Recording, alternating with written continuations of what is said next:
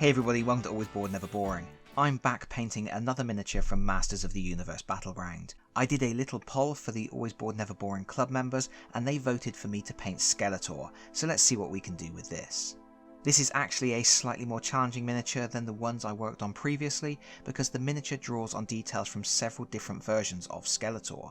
For example, this Skeletor is wearing armbands, which I believe is a detail from the 2000X series.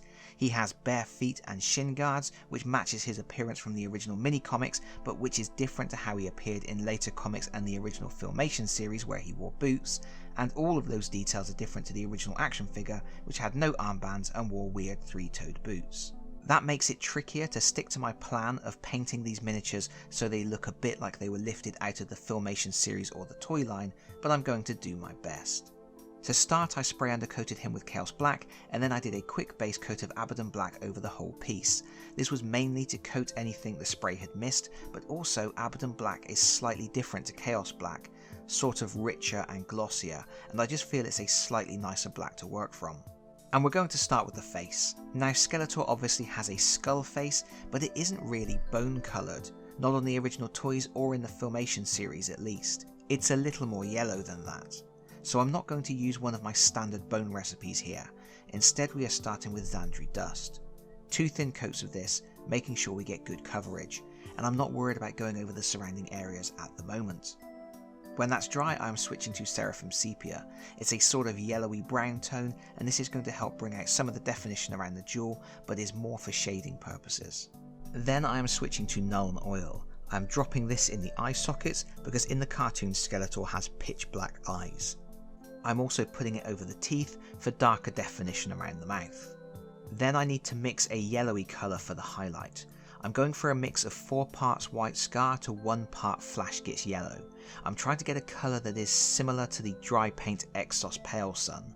Then I'm going to really thin that down and apply it as a highlight on the cheekbones, eyebrows, jawline and teeth. Finally, I'm going back to Seraphim Sepia.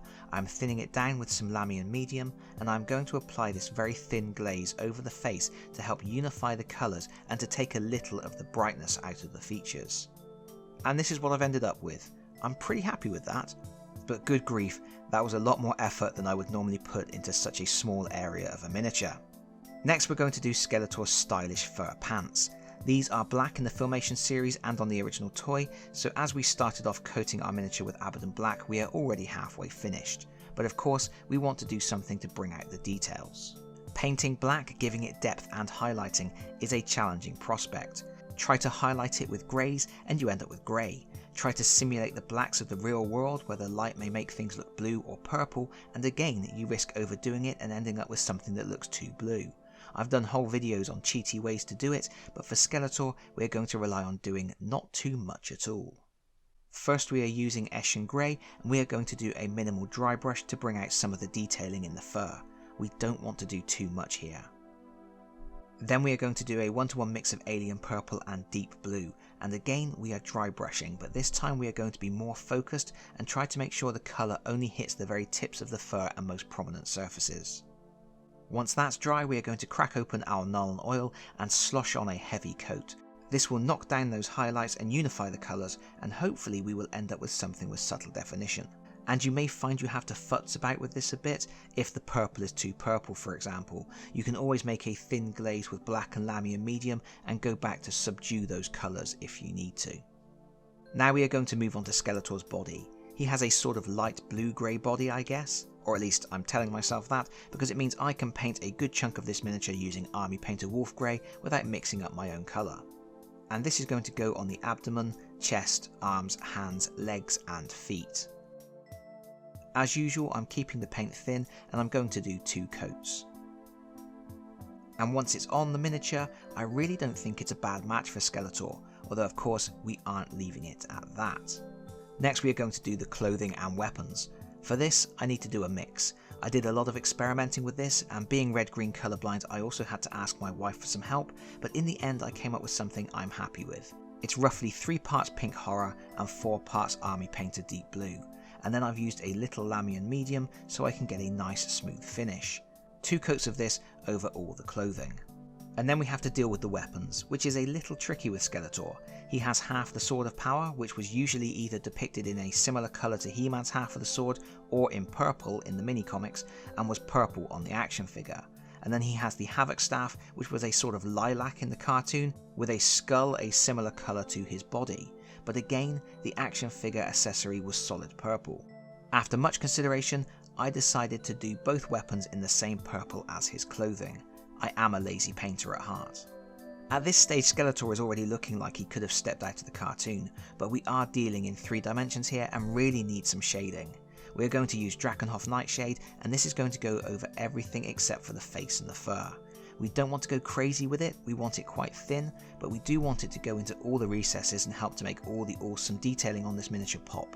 In hindsight, I probably would have used Drakenhof for the purple and Army Painter blue tone for the wolf grey for a bit more tonal variety and to make the shading on the musculature less harsh, but we can work with this. Then we are back to highlighting. We are taking some wolf grey and we are going to thin it right down, almost making it a heavy glaze, and we are going to gradually start building up the colour on the raised details. We're going to spend a bit of time on this, we want Skeletor to look his best. And as we are working, we will gradually add in a little Ulthuan grey to lighten the wolf grey. We will also keep adding Lamian medium so we get a nice transition up to the lighter colouring. You can go as far as you want with this. I ended up doing 5 layers before I got bored. Then we need to mix up our purple again, that same mix of pink horror and deep blue.